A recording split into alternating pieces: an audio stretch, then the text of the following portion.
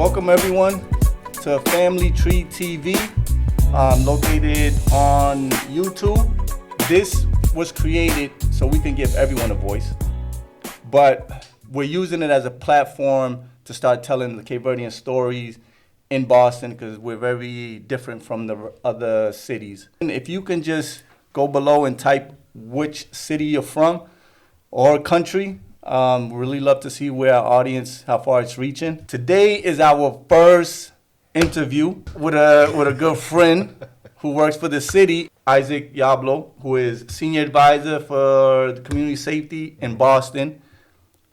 Talking to him, he has a different perspective, and I just want everyone to hear it. So welcome. Thank you, sir. And thank you for coming on. Just off the top, you want to share a little bit about your background and just what you're doing now for the city. Isaac Yablo, born and raised Cambridge, Massachusetts. Went to college in D.C. at Howard University, so I was there from 2012 to 2016.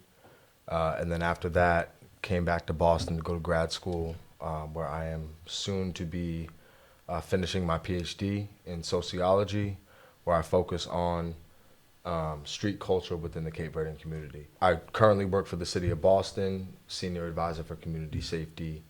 And that role entails convening and coordinating a bunch of different city departments, community-based organizations to promote safety and prevent violence within the city. How I got to my focal point, again, being on the Cape Verdean community within school, and I was reading my introduction the other day to and I gotta send you a copy still, so I'm gonna send you that, but I was reading my introduction, and it's been so many years since growing up in Cambridge, there's so many Cape Verdeans that you meet, but you don't understand the differences of culture. So I met Haitians, Jamaicans, Cape Verdeans, Ethiopians, Somalians, all these different cultures, but you don't come to learn to respect the differences between culture until you can understand the differences, right? And within the Cape Verdean context, Cabo Verdean context, however we frame it, there was this one kid in Cambridge who was straight from Cape Verde, right? Like straight. And everyone in Cambridge thought he was crazy. Why? Because he was new to this country, and he was so raw, and he was so green. How old was he when he came? Man. I mean, when he came, he's probably a teenager, Okay. or middle school, because we were in high school at that time. Looking back at it now, like unfairly framed as like, yo, he's crazy. But I think it was because he was from Cape Verde, number one, and it was just a culture that was different to so many people in Cambridge. And so what year was that? Oh man, so I was growing up. That was early 2000s. Okay. Started high school 2012. So I mean, me and him were on the same soccer team. So he was a sophomore when I was a freshman, and he grew up in the same neighborhood as me. So we dealt with each other inside of school, outside of school. But I always looked at the way that the city stigmatized him, more importantly the schools, and how we, even as people, as his fellow students, talked about him like, oh, he's great, he's crazy. But and there has to be a reason why. Because it was the fact that he spoke a different language.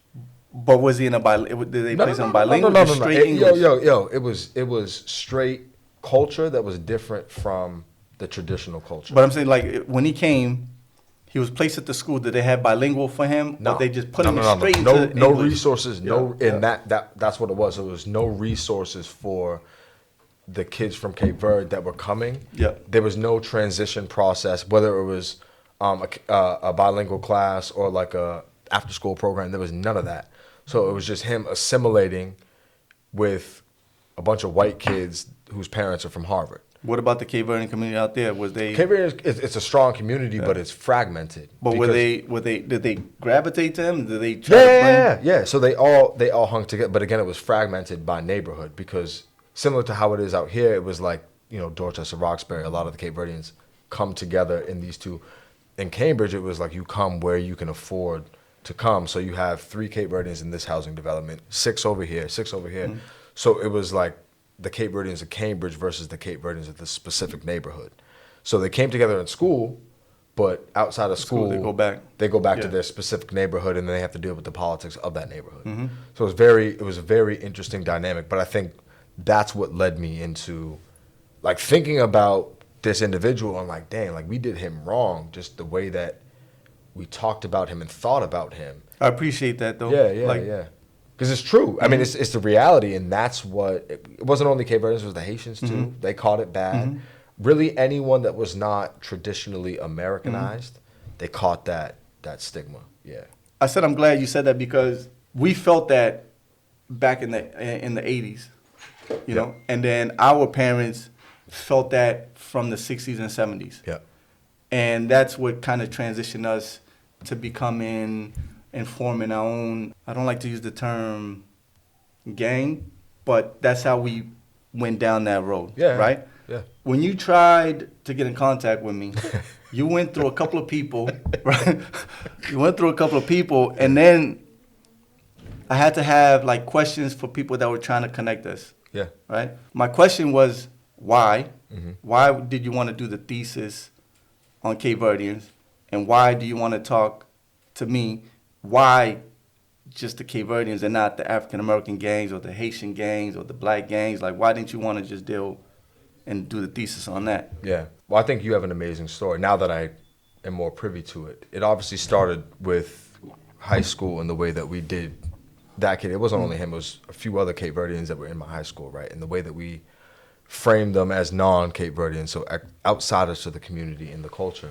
What I saw based on my research, and once you get into it, is a really rich history, the Cape Verdean community in Boston, migration, settlement, the Cape Verdean community's ability to withstand gentrification, to navigate structural and systemic racism. The initial why was because of the way we stigmatized the kid, but also the way that I had heard growing up, the way that the city and law enforcement, even more specifically, talked about the Cape Verdean community. Because there's this framing of, and I think I asked you about this, like this idea of Cape Verdean violence, right? Mm-hmm. Like violence attributed to an entire population of people, entire neighborhoods of people, rather than the specific subgroup of people that are committing the violence, because it's not all Cape Verdeans. No, definitely not. 98% of Cape Verdean people are hardworking people that settled here and have, like I said, withstood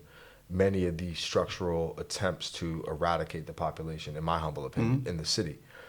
But looking into it, I'm like, wow, there was a specific bone to pick with this group of people.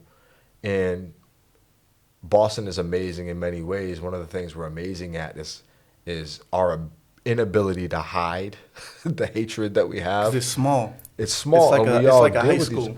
And we all deal with each other, all on top of each other. And one of the things that I noticed was like Boston, there were specific initiatives to dismantle the Cape Verdean community. There weren't those same initiatives to dismantle the Haitian community, Jamaican, Trinidadian, Bayesian, Black American. You could argue with redlining, etc. But in terms of the use of law enforcement, government agents on the ground to patrol and suppress community, the Cape Verdeans, in my opinion, got it the worst.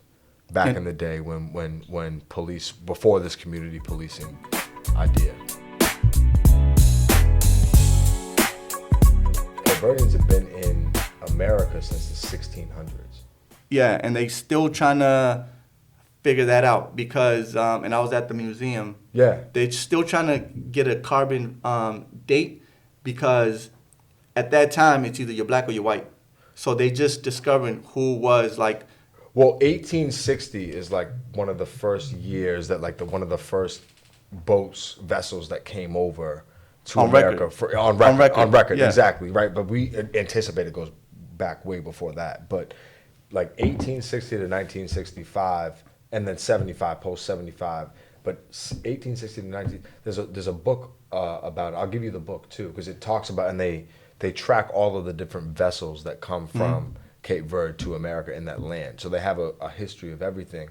But I think that also leads into the racism, is that like unlike other black ethnic groups, in this country, Cape Verdeans have a lasting impact on the fabric of this country. Yeah. Certainly this country, Yeah. but even more specifically New England. Like when we're talking about the role that New England played in American history, but more specifically like whaling and how many people came to work on whaling in the bogs in Cape Cod. Cape Verdeans came here as the only ethnic group and people group from Africa voluntarily to come work and contribute to this country. So there was never any, going back to Trump, there was never any, we're not asking for handouts. We're coming here to work. And they've always been like that. They've always been a hardworking people. But I think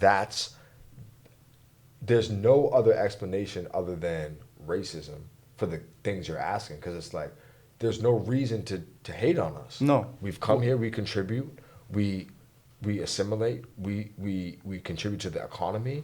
Why would you hate us? It's because we look different than you.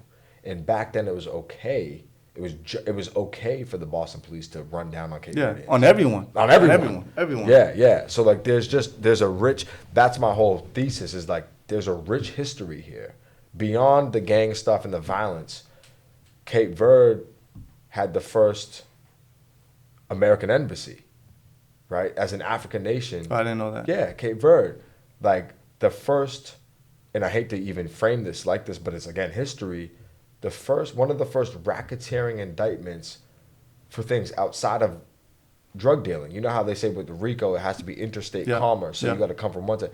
Outside of any drug dealing, interstate anything, just pure violence, Stonehurst got hit by the feds. That was one of the first indictments in this country. Now we see other things, Young Thug and all these dudes getting hit with RICOs. The Cape Verdean group was one of the first ones in the country, like top 5 in this country after this law was created. No one knows about Cape Verde. Now we do, because they're in Georgia and California and South Carolina, all over the place. All over. You go back to the 90s, no one knew about Cape Verdeans. But the impact that they had on Boston, national legislation, foreign policy, American diplomacy, and African diplomacy, you can't compare that to the impact that any other racial or ethnic group has had in this country, even to this day.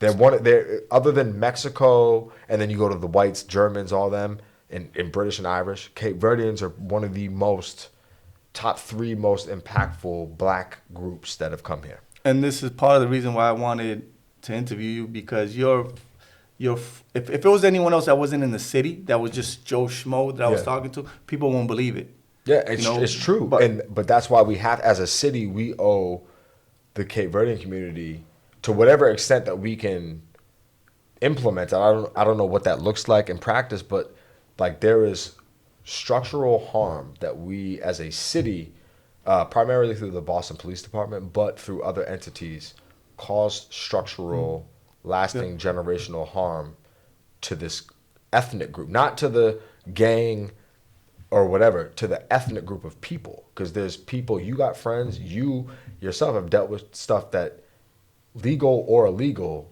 this should have not have happened. Like people are being deported, families are being dismantled because kids stole a chocolate bar on Dudley Street and they get deported for that. Like that was a real thing that was going on. I've seen the list of the amount of people that's on the list to get deported, and that list has always been there. It's been there for a long time at the consulate. Oh, in the CV consulate in Quincy. Oh, that's where they have the list and keep records of everyone that's on their way to get deported and the ones that have been deported. That's where it's kept at. I didn't know that. Yeah, that's where it's kept at. And that's in Quincy? It's in Quincy. That's where the consulate's at. So that number, I've seen that number that they released.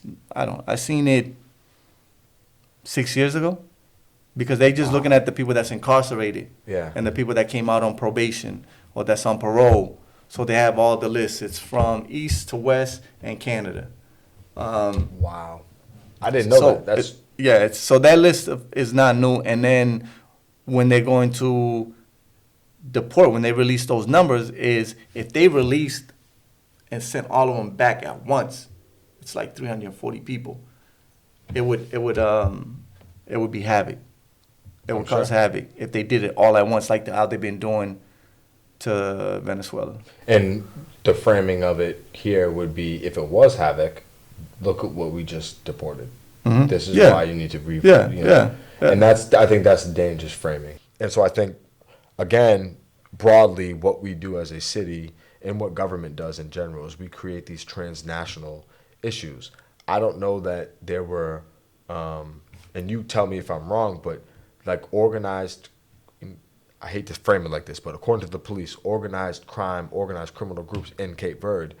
There's no organized crime in Cape Verde. But dudes that got deported from Yeah. here go back there. They go back there, yeah. Yeah. Of course. And so you create this transnational thing. Like, I Go ahead, compare go the ahead. No, same but thing. go ahead, but The go way ahead. that we did MS-13, Yeah, go right? ahead. MS-13 in this country, Salvadorans, it was created in America. The gang was created in America by Salvadoran immigrants that migrated here, and were bullied and tortured by different ethnic groups and racial groups in LA. They created the gang. Then we deported all of them, locked them up in Salvador, and then the gang expanded. And now they come back here, and then the president says, this is a violent Salvadoran gang. No, this gang was created here in America. It's the same thing for Cape Verdeans. It's the same. The same process. Same process. But with us, and I want to clarify with the deportation, because most Americans are just finding out about deportation. They don't even know what a legal resident, Yeah. a illegal, a naturalized. naturalized. They don't have no idea, Yeah. right? So for me to make it clear is that we came here legally. Legally. So we have Yes. papers. Yes. You know, we have papers. We came here as babies. And we were legal residents. Yes. Kids that on our island, Yes. speaking for myself, I did not know what a gun was. I did not know what drugs were. I didn't know what gangs were. Never seen it. It was something that was out of our sight because it was non-existent. Right. I didn't know about any of that until I came here. Right. So then when you got kids that grew up here and they become a part of what's already the crime, the Italians went through it. Yeah. The Irish went through it. Yeah.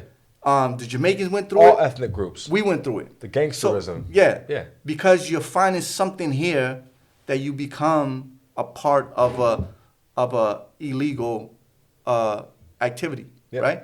So they deport us because we became criminals here.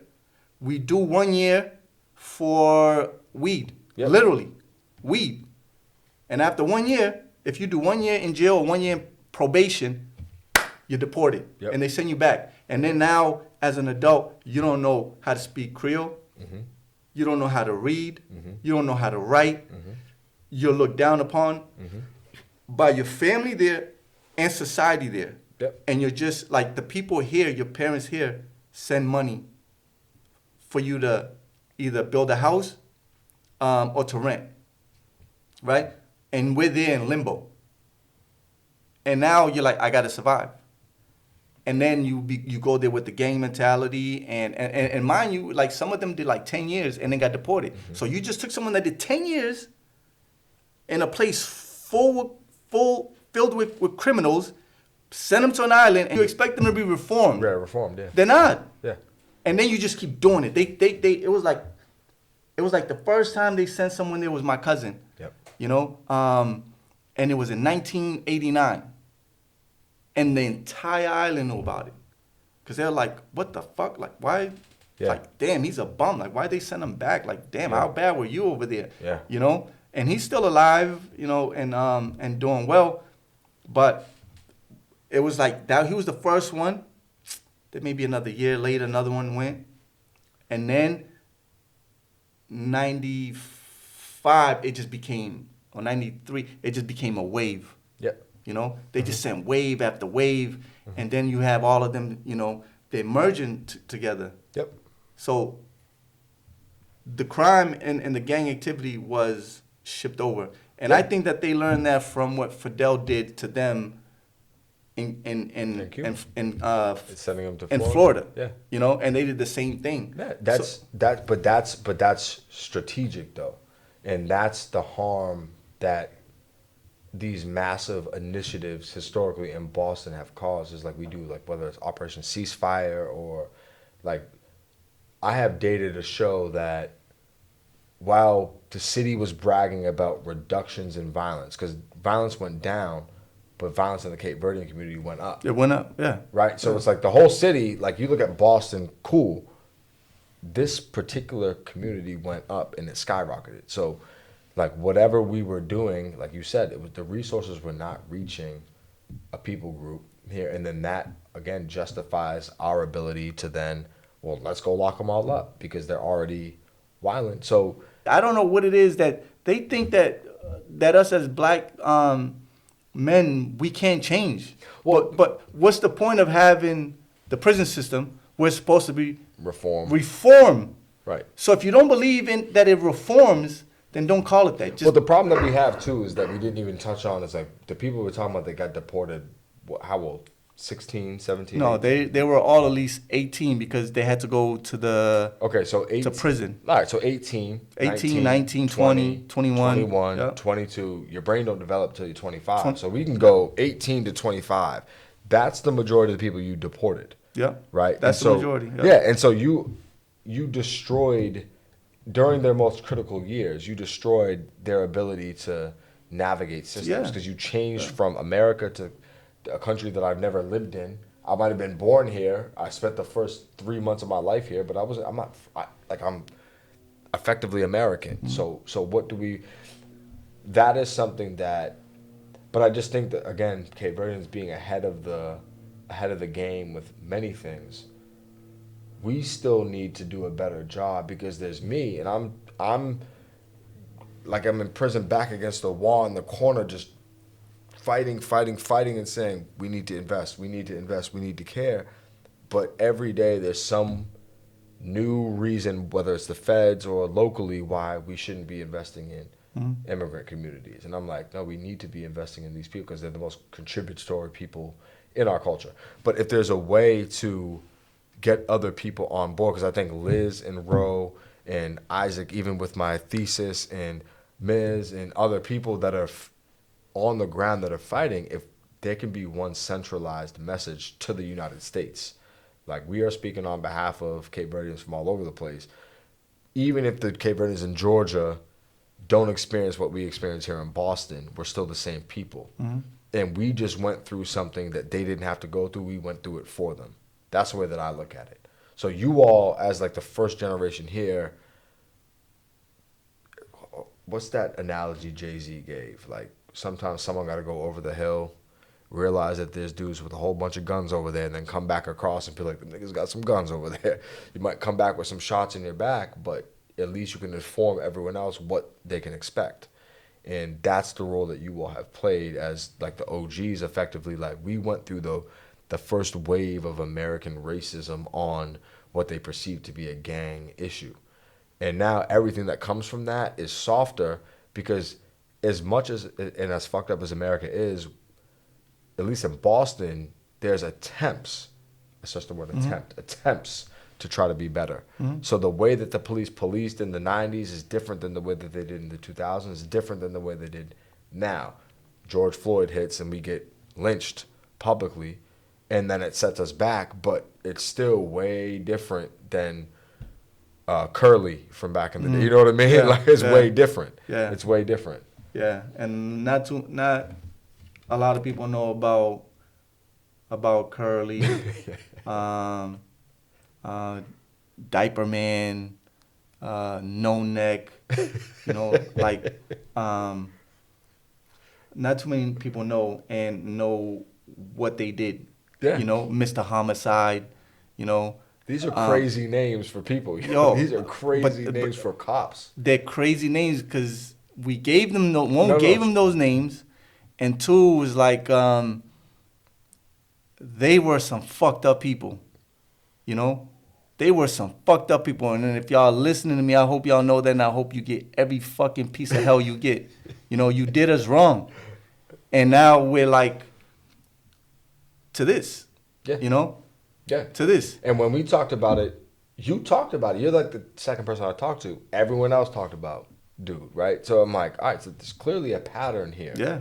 And that was just one example of, because he had a boss and his boss had a boss. They didn't And, give a fuck. right, and they're all They knew. Yeah, of course they did. Knew. That was the whole thing, is that they knew. Yeah. They knew what they were doing. Yeah. You know? But that's why I can call it racism, is because we know this is a conscious decision. We're consciously trying to destroy these people, their culture.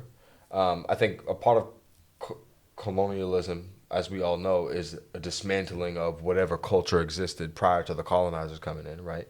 But now we're going to destroy this ecosystem, this community of people.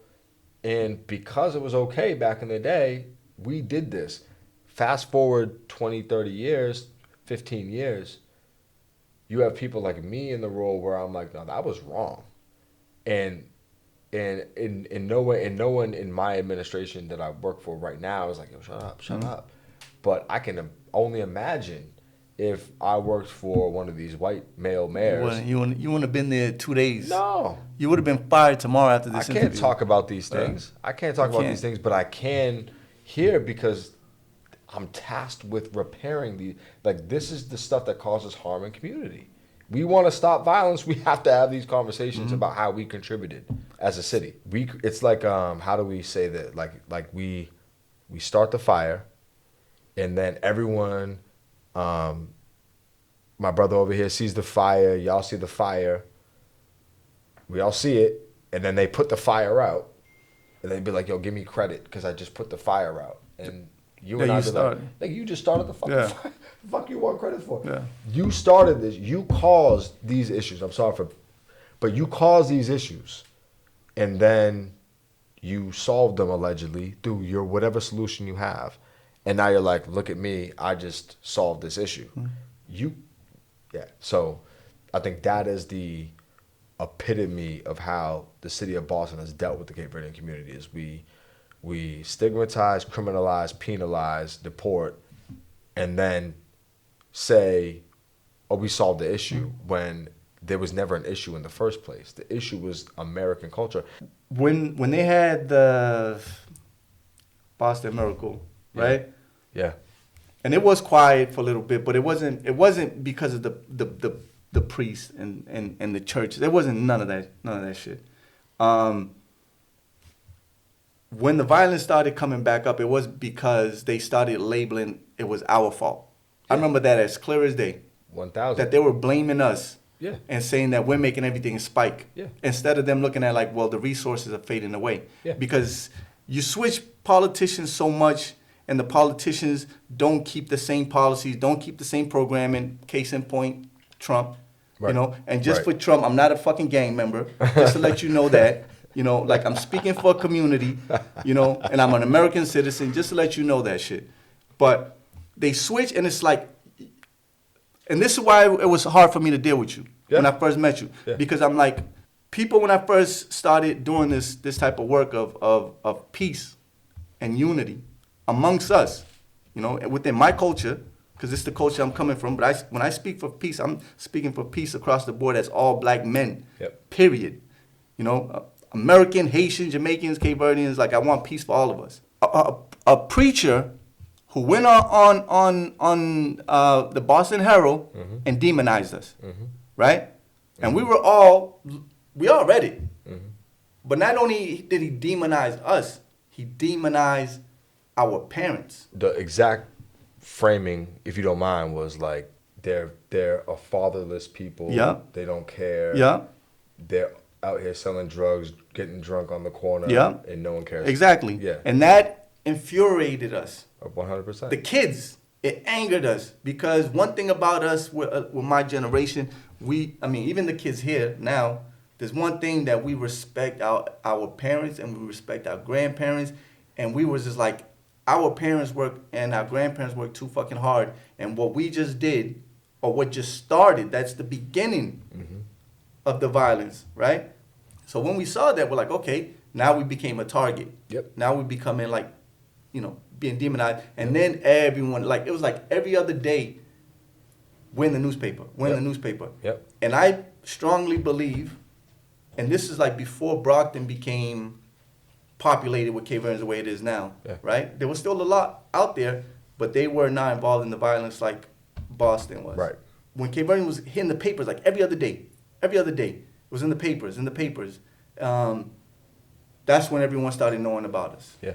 You know? For negatives. For negative. And then that's when everyone else was like from different cities and towns was like, yo, y'all gotta stop. Y'all making us look bad. That's how they were looking at it. Like, y'all making us look bad. Yeah. Y'all messing up our culture. But we were kids.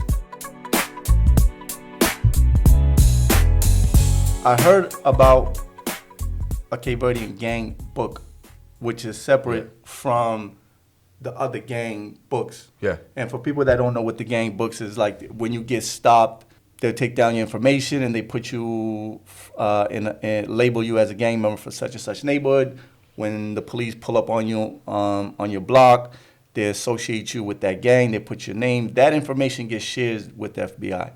So I want to know, like, one, if you can talk about that, and why did they separate and create one just for the Cape Verdeans? Yeah, I think it's even pre-Marty Walsh, but certainly pre-Mayor Wu. So based on my research, what I've been able to find is that specific ethnic groups within the United States, whether it's Salvadorans, Cape Verdeans, Haitians, Jamaicans, etc., when you're dealing with perceived organized crime or disorganized crime that has an ethnic and racial blend to it, meaning when you're dealing with a group of people that are all of the same ethnicity versus a street gang that has blacks, whites, Puerto Ricans, Dominicans, Cape Verdeans, etc., there's an easier way to connect it to a federal framing. I'll just say like it's easier to frame it federally as a issue with a group of people that are migrating from one country to another. And I think that's what we've seen more recently with Trump, where we're criminalizing membership of an organization versus activity on behalf of the organization, right? Like there's a difference between a kid that says, I'm MS-13 versus I'm doing violence on behalf of MS-13. But what we've done, and historically what we have done, is we criminalize membership of something, which to me is First Amendment protected, because you can identify how you want to identify under the First Amendment. You can wear what you want and say what you want, so long as you're not doing things on behalf of that. So what do you think they're gonna do with that with the Cape Verdean gang book? Well, I personally made sure it was destroyed. So it's off. I destroyed it. Okay. The actual physical book that existed is destroyed. So what about copies? What about whatever they put in the computer? So I don't know what they have historically. I know that there's been reforms over the years. And when I say reforms, give me some credit. Just humble me here. There have been reforms over the years. That particular book was created. I don't actually even know the year. I'm not going to throw a year out there and be all the way off. But it was created by two officers at the time that were in the gang unit, and they were both Cape Verdean. I know. And they shouldn't even put some people that were not Cape Verdean in that book. 100%. But I think that also speaks to the way that things were back in the day. Is like there was the threshold for being labeled as a gang member was way lower. Like I could be walking down the street with you, and because I'm with you, you're labeled. I'm labeled. Yeah. And that's exactly what happened. And then again, going back to the point, when we can, as a law enforcement agency, if we can blend culture, ethnic identity into this gang, anyone that identifies as Cape Verdean can fall victim to this. So that was the most harmful. In terms of policing, the most smart thing that they did was, let me label this as an ethnic thing. So now, as a prerequisite, even if brother over here ain't spinning, he's Cape Verdean though. So he got to be a part, whether you're on this side, on this side, on this side, or this side. You got to be from somewhere. Who's your family? What's your last name?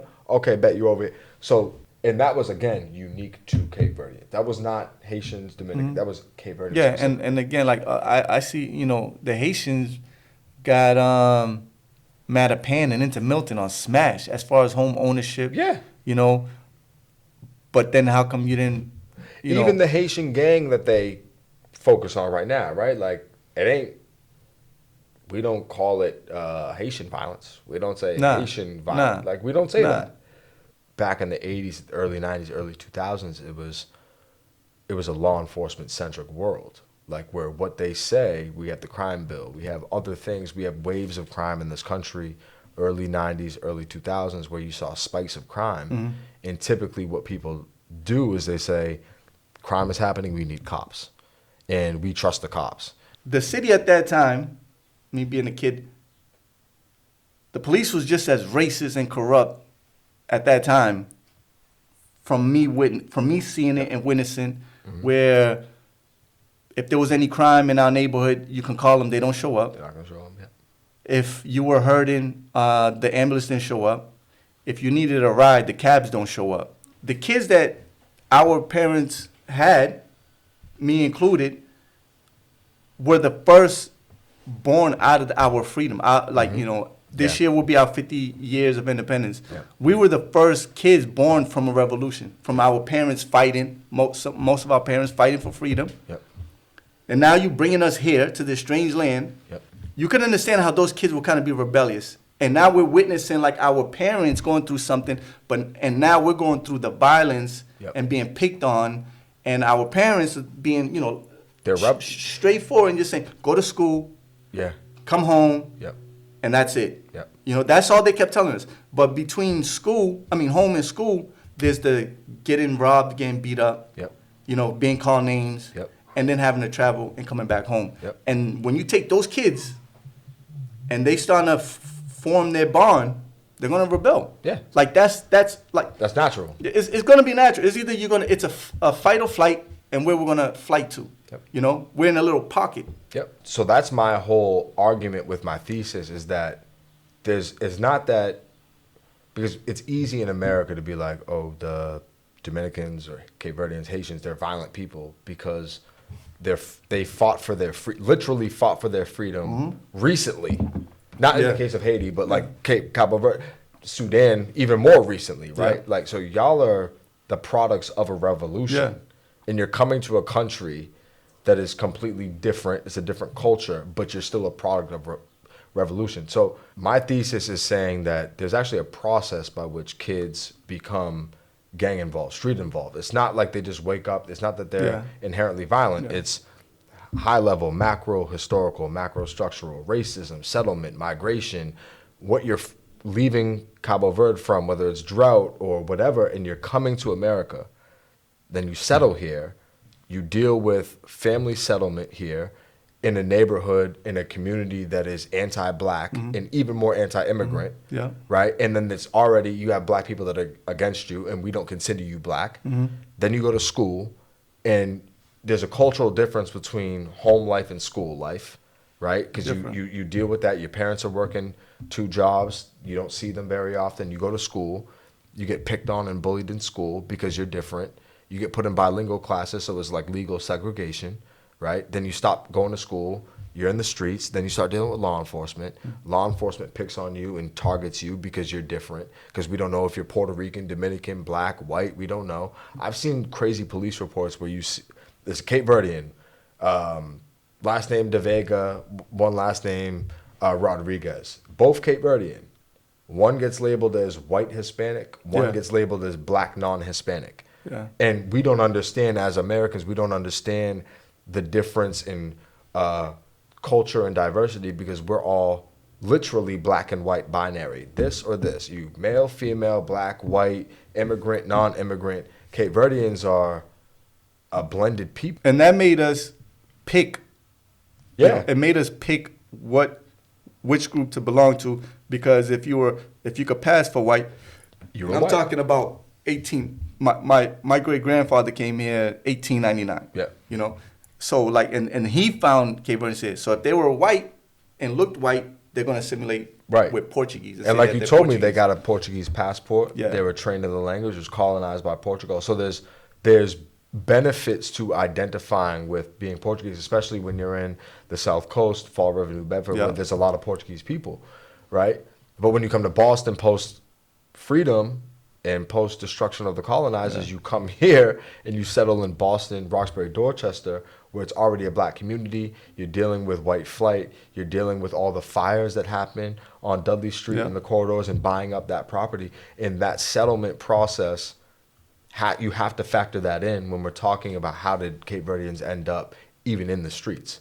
Because you're not a violent people. It's people that were forced. And in my opinion, I think that you all are the most blatant example of the harms of capitalism. There's Cabo Verdeans that come here, immediately assimilate to, I need to make money, I gotta work, I gotta provide for my family, I gotta do this.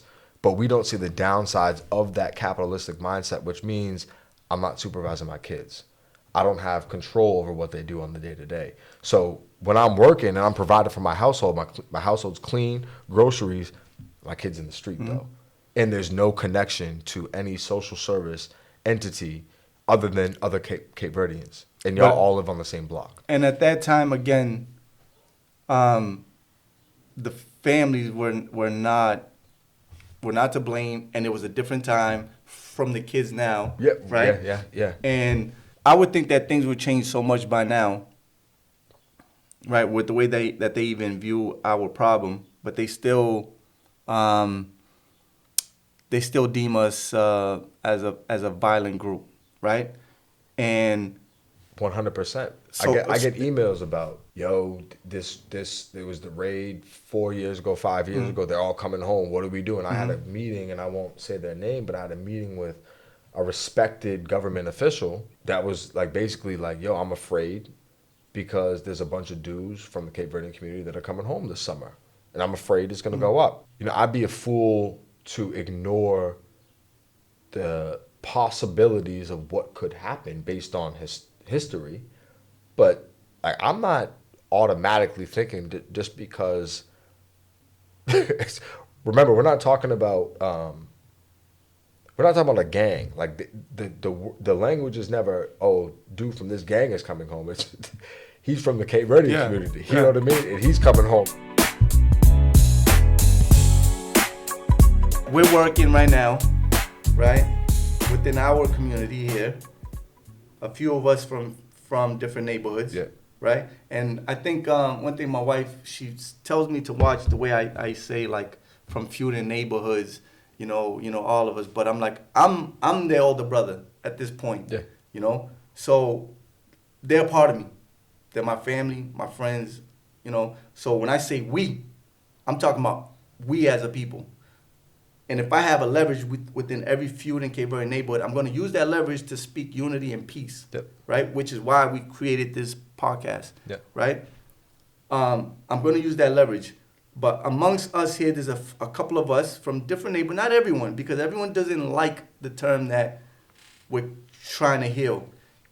And that's a problem on its own because they've lost so much, people that they care about. So I understand that people are finding it hard for them to see us come together.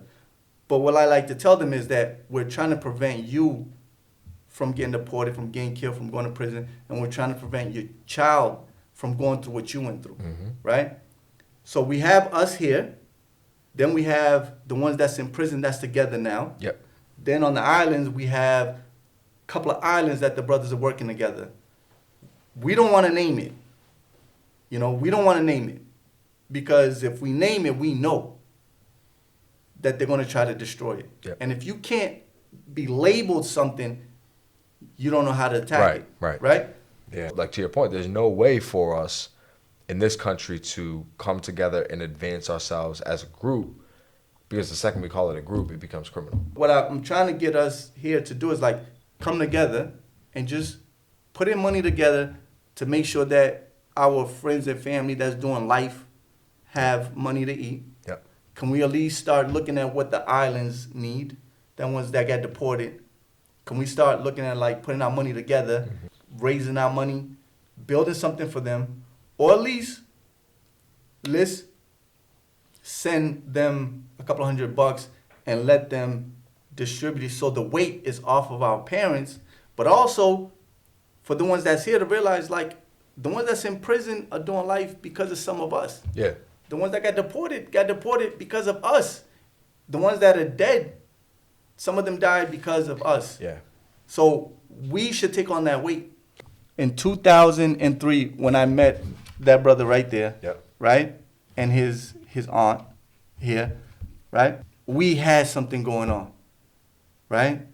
We had something going on, tangible, and we would come to the other building like 13, 15 of us. I'm still young and I'm trying to figure it out. Like, okay, we got something. And then we met Menino, and he fucked us so many times. And then a couple other politicians, they try to play this game, They try to play this game. And I know a lot of people love Menino, but I had my own experience.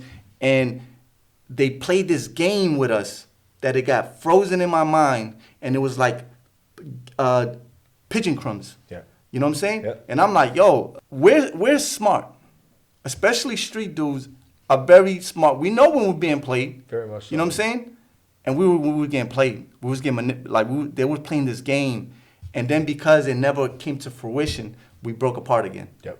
Right? So we was like, that left me with a bitter taste in dealing with all city people. Yeah. And that's why I was like, okay, why would I sit with you?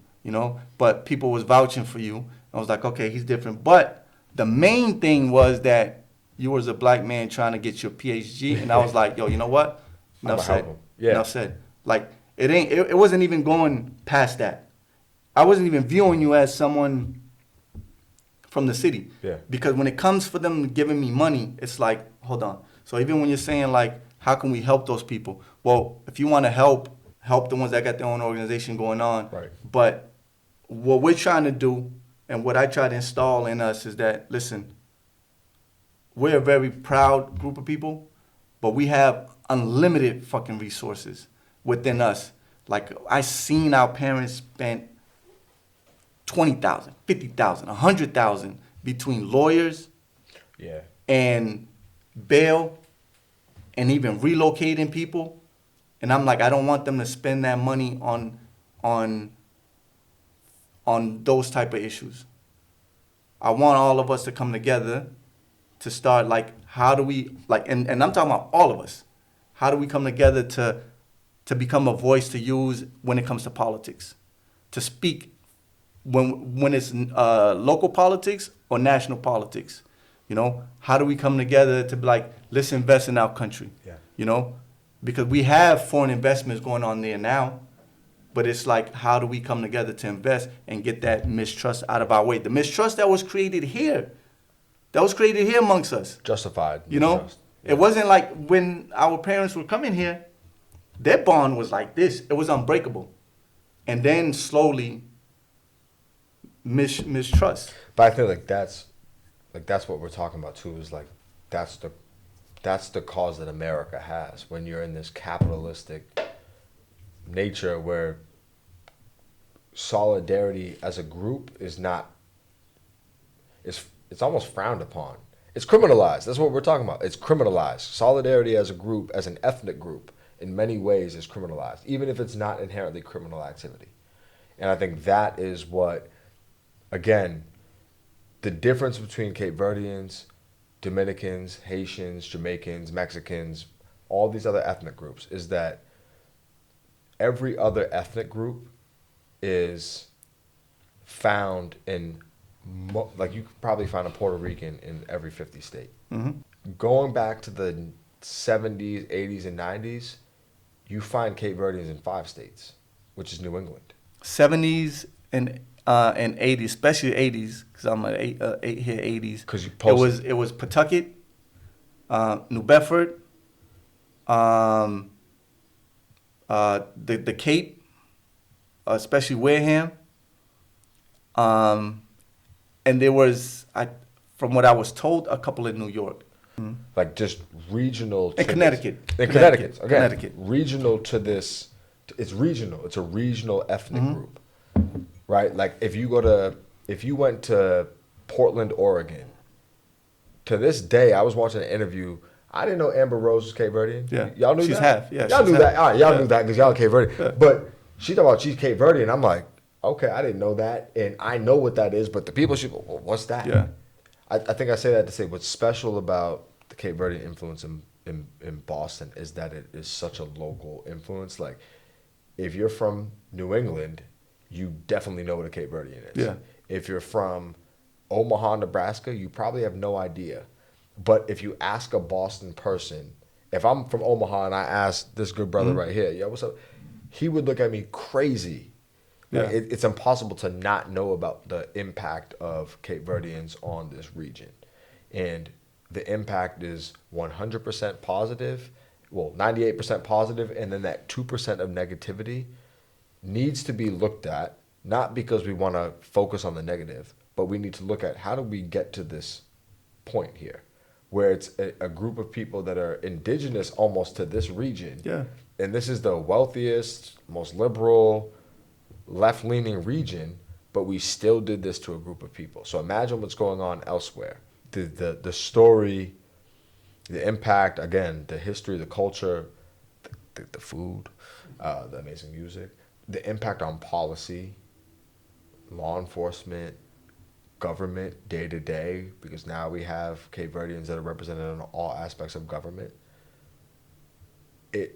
It's probably, and it might be the Creole, right? Because between Haitians and Cape Verdeans, probably the most resourceful, strong, resilient people that this this world has to offer. I mean, like, you look at the history of Cape Verde, and you look at the people and their migration and settlement process, what they were leaving the islands for to what they settled to here. It's truly, in my opinion, just my opinion, it's something that should be studied not from an exploitative standpoint, but from a resiliency standpoint. Like, a people group that have only ever dealt with, I don't want to frame it from a negative, but have navigated struggle for the entire existence, which is only a 50-year existence, by 50, the way. yeah. My mother is 60, Yeah. 62. This show will be 50 years independence for us. Right. Like, there's people that are pushing 50, like have lived from when we were colonized through independence. It's a crazy idea. And in this country, we have politicians that are trying to eradicate the history of what went on in this country. That's only 200 years old. Yeah. Well, yeah. If we go to the 50s and the 60s, right? Like, my grandmother was born into it, right? Try a people that gain independence then. That's crazy. That's a crazy thought. And it's one that is intimidating to the masses here. It's intimidating especially because, again, as I mentioned, the productivity of Cape Verdeans upon settling in this country is not comparable to any other ethnic group that has the numbers, because you all don't have many numbers. You have numbers in Massachusetts, but you don't have numbers broadly compared to Mexicans and Chinese. No, not at all. Indians, not right? at all. But the impact is comparable. We look at the gang stuff. We look at the violence, alleged violence, I'll say. We look at what we attach as a city historically to this people group and ethnic group. But we don't acknowledge the major contributions to this region, to this state, to the country, the way that we do for other ethnic groups. And that's wrong. So what policies would you, if you could make a policy, what would you go after?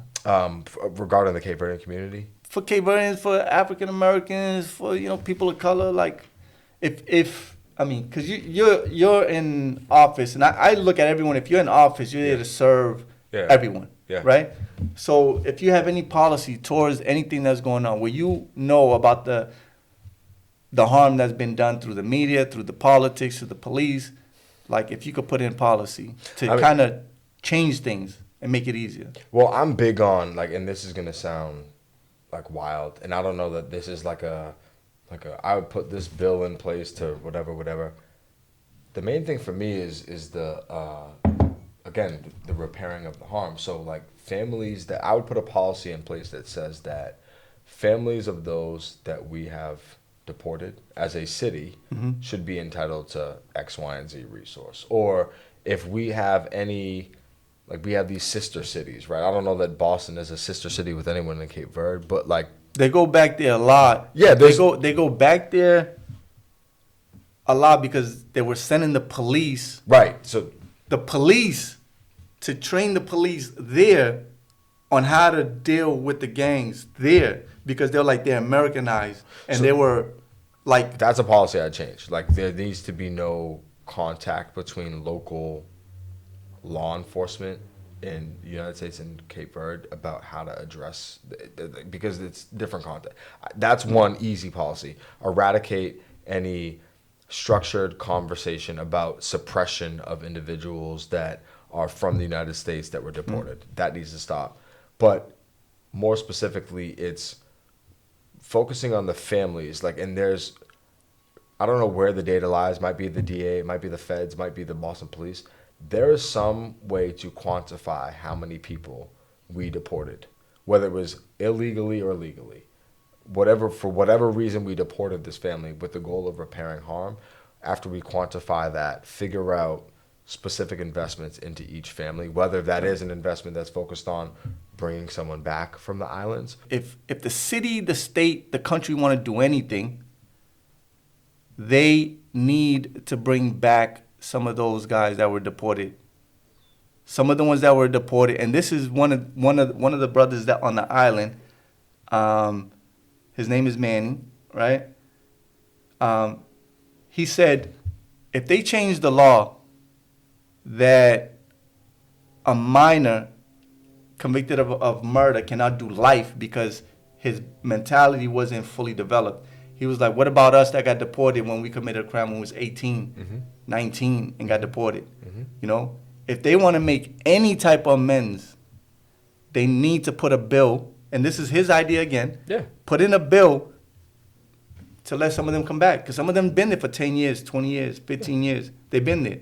They, and they paid. But their mentality wasn't fully developed either. 100%. So if you're going to do something for this group of people, and when I say group of people, I mean like the kids here that were born here, then you should do the same thing for this group of people because you affected them with the same law. I agree. So if you're going to change one, then you need to change all of them. I agree 100%. So, or when they're in the islands, how do we stipend them to create a business out there? So I heard that, and I don't know if this is true, but I just recently heard this, right?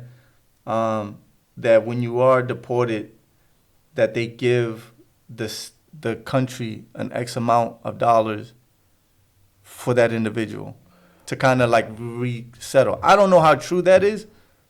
There has to be some sort of diplomacy going on between the two countries because as we saw, like with what Trump tried to do, he tried to send people back to Venezuela and they were like, we ain't going for it. Yeah. So you can't just return them here. So there has to be some sort of diplomacy. I don't know if it's like a financial incentive or if it's a more broad GDP incentive where we have this working relationship where Isaac and Miz can deal with each other, but then there's some high level back. I'm not too sure. Okay. I also wouldn't be surprised by that though, right? Like if you're dealing with a country that has a lower GDP or the economy is not as strong as the United States, I would not be surprised that the United States would be incentivizing these countries to say, if you receive people, we will attach a financial investment attached.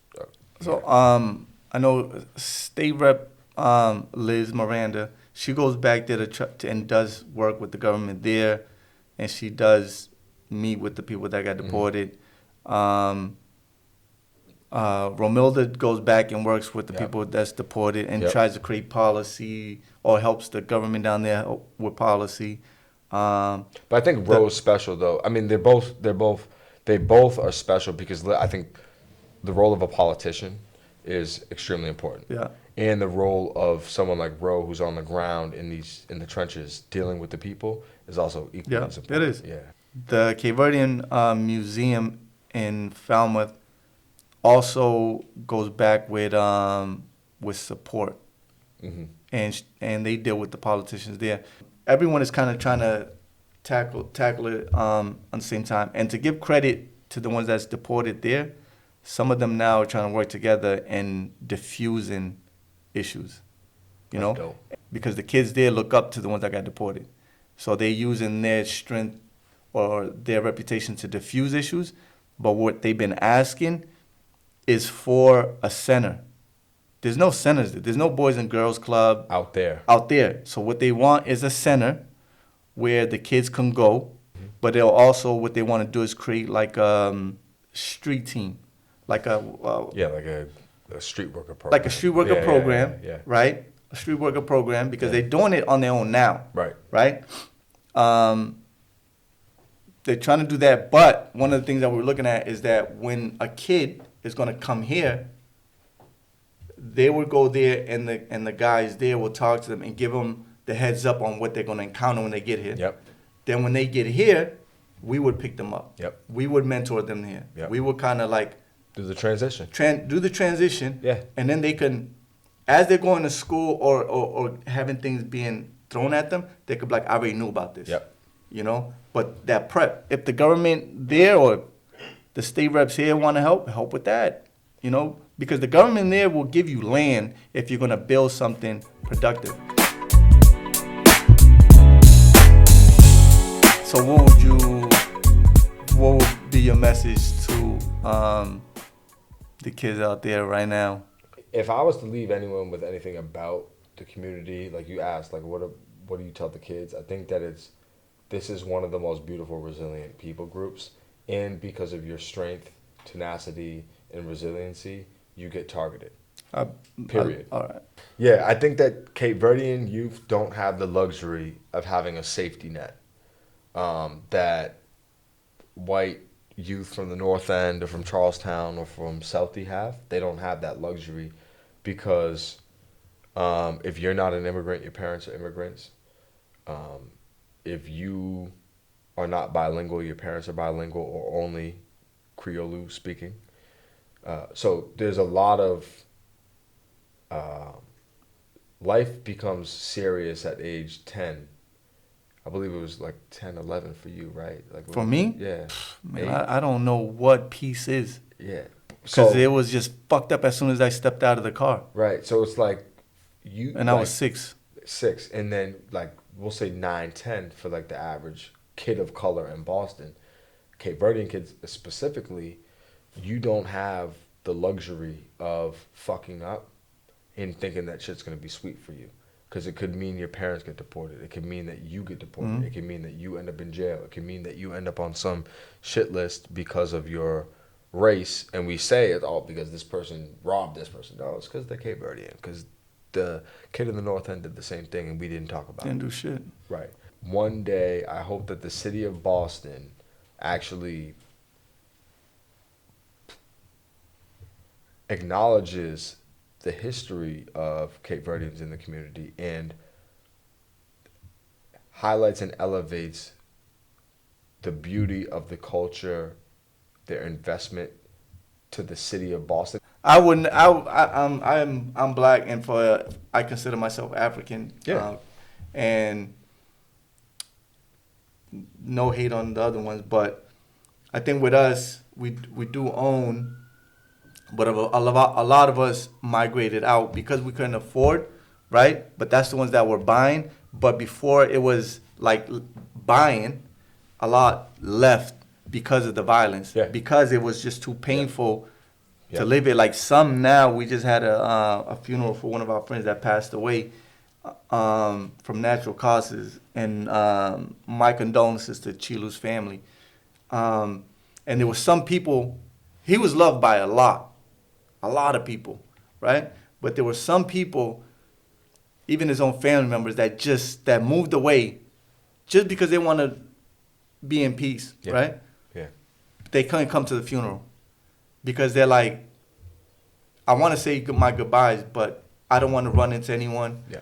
I don't want old memories to come back up, old hatred to come back up, you know. And then it made me think like how sad it is that even those of us that's moved away, we can't even come back. Right. Right? To even pay your last respect, because that trauma Yeah. is still there. Yeah. Right? And I speak to a lot of them that just moved away, and I tell them, you know, me being one of them, you know, But this is what I consider my community. I don't consider where I live at my community. I don't know those people. You know, like I don't deal with them. I don't have to go breakfast, lunch, or hey, No, this is you know, your- this is my community. community. Yeah. And it's just it hurts to see that we had this 2-mile community that at one point all of us was together, all of us, you know, and how much love we have for each other. Yep. Just from the grandparents to the parents to the kids, it was just a beautiful thing. And it's to see now that we're just like over here, and it's like, okay, you ain't even a part of a community no more. Right. You know, you're just there because you had to get away. Yeah. Which, Yeah. you know, but I know it has to hurt. At one point, it has to hurt. We caused it too. I mean, like again, like the city, we were complicit, and that's the thing. I told Milton this. I'm like, yo, we were complicit in harm caused in the fracturing of this community. And every other, especially when they're white, ethnic, like we honor that. Like the North End, we look at that as like a stronghold. Yeah. The Italians out there, yeah. We don't try to fracture that. Nah. And even when it comes to the Irish, when they talk about like the white boys from Southie, they tough, you know, and that's where Whitey Bulger's from. Yeah. And Whitey Bulger's headquarters was right in our neighborhood in Right. Roxbury, and they took it, and the police made it their hangout. Yeah. It's right there, right now. It's their hangout. Right. You know what I mean? But it's like when you look at them, they're tough. When you look at Billy the Kid, he's tough. Yeah. When you look at Al Capone, Sammy the Bull, but all when the dudes, all of them idolize, make movies, Yeah. you worship the gangsters. But when it comes to us, people of color, fucking thugs. Thugs. You know, criminals, rapists, slumlord. Like they got. And that's why, like, I don't chase for white approval at all. Yeah. Even when I'm reading comments, like, on any, you know, it could be like the George Floyd, and I'm going through their comments, and I see all they hate, you know.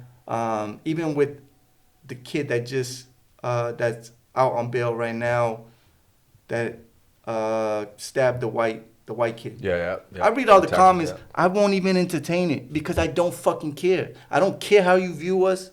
I don't care, you know, how many times you're telling Trump to come get all of us. I don't care because my focus is not on them because we're never, ever going to do anything right in their eyes. Right. Never. And the more you keep saying, Mr. Johnson did the same thing as Billy, but why is Billy getting special treatment? We know why.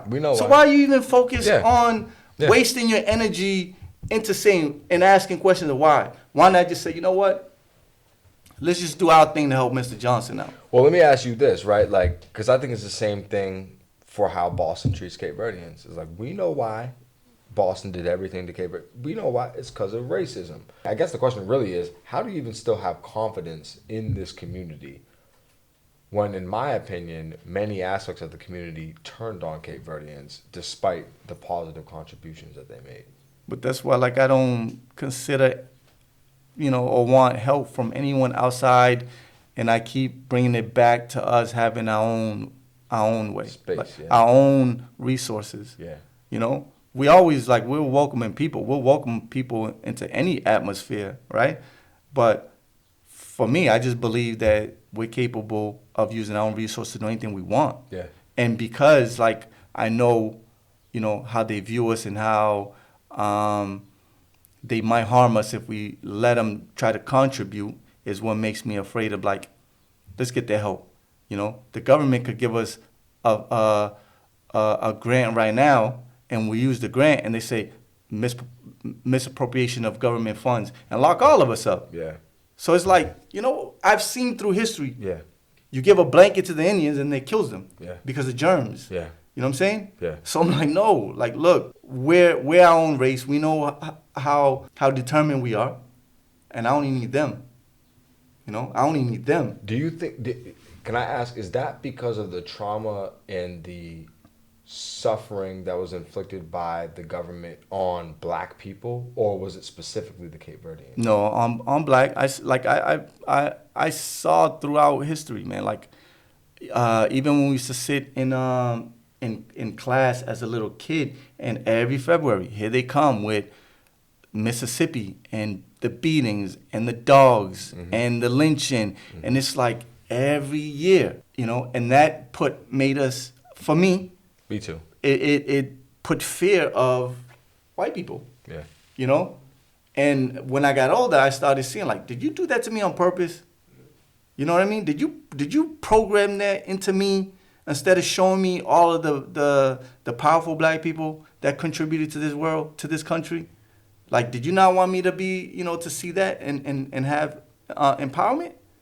And that's because I saw, like, every time black people was doing their thing to advance, they get shut down somehow. Yeah.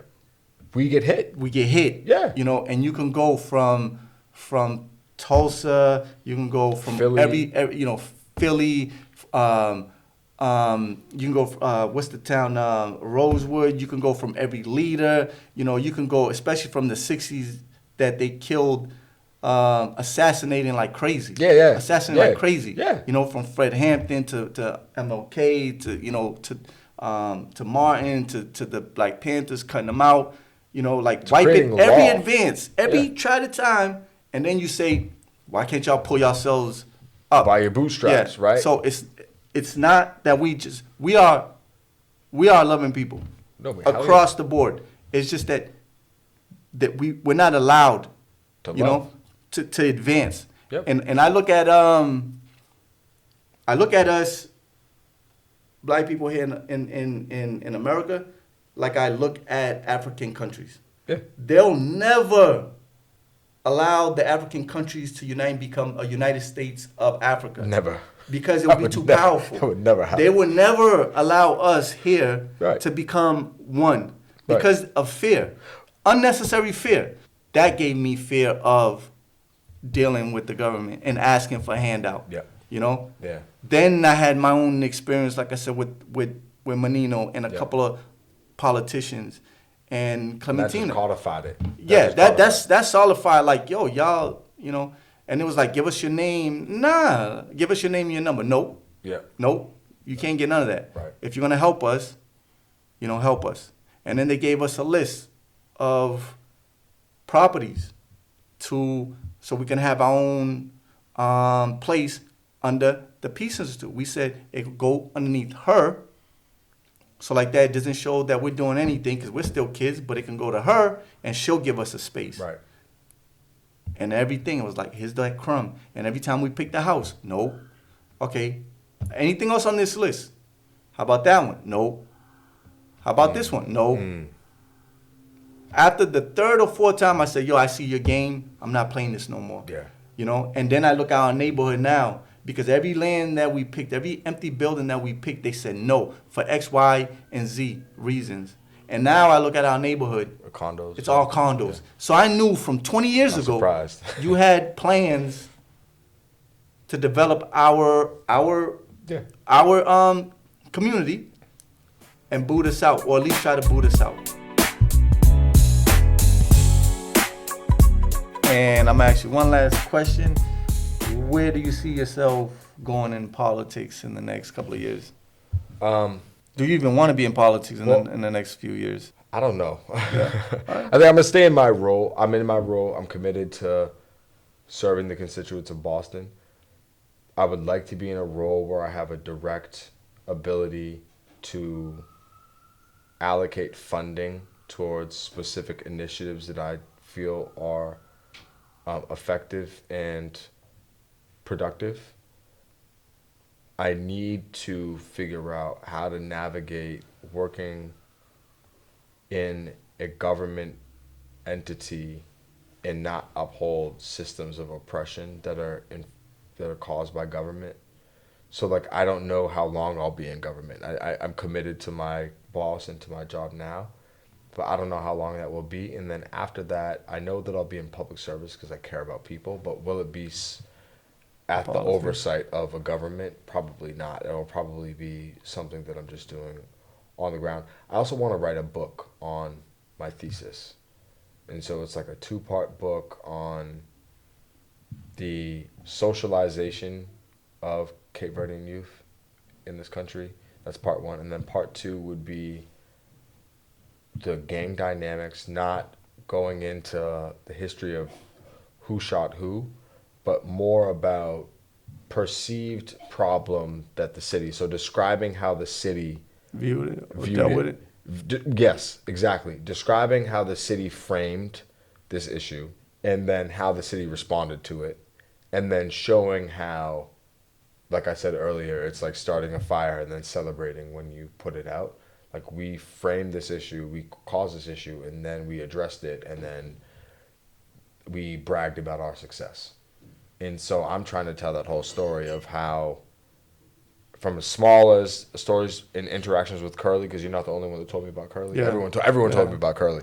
Going up to the books and the targeted deportations, all of that, in the history and the role of that. And so I think I'm going to spend, after I leave this role, I'm going to spend a few years just writing that book and attempting to actually tell the story the right way with the guidance of people that And know what they're talking about. this is why we created this, because we've seen people telling our story, Yep.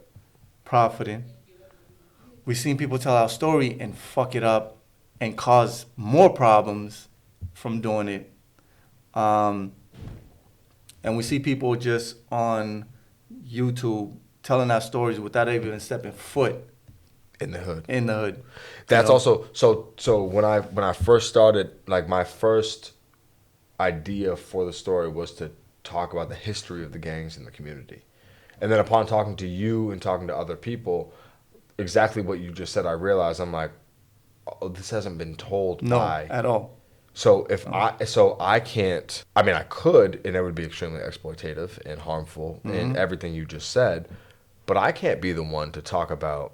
So I actually, like for my study, I had 2 research questions. I had one research question that focuses on the sociological theory that talks about the process in which kids become gang involved, right? And that's what I described earlier. Then I had another one that was, what is the history of gangs in the Cape Verdean community? I scrapped that whole second question. I scrapped it all the way because I'm like, I can't. Number one, I don't want to tell the story the wrong way. And number two, if it hasn't been told internally, I'm perpetuating the harm that others have caused. So I scrapped the whole second question, and now it's just about this sociological theory and this ethnic. I respect that. Yeah, I had to. I had to. 'Cause I had to. It's even with us, we're trying to heal. That's what this space is for. Because if everyone from every hood can talk to each other the way they talk to me, we would be all sitting down together and healing. Yeah. But they can't. I have to respect their space, and I definitely respect their privacy. Yeah. Where if he tells me something, I'm not going to go and repeat it to anyone else. Right. But we're trying to create this healing. But when I deal with all of them, the amount of pain, and what makes us a little bit different is that the family entanglement. You know, the family that we've split up, and the pain that we've caused. You know, and the loss. So it's like in due time, but this space is here for anyone that want to come here and tell their story. We have a lineup for it, but just like I said to all of the Cape Verdeans in Pawtucket, in New Bedford, in New York, in Atlanta, California, we're using this space for all of us to connect and just see how we can work together. And with that, I'm going to leave it unless you have one more thing that you want to get off your chest. Long live Cape Verde. Long live Cape Verde. Appreciate it.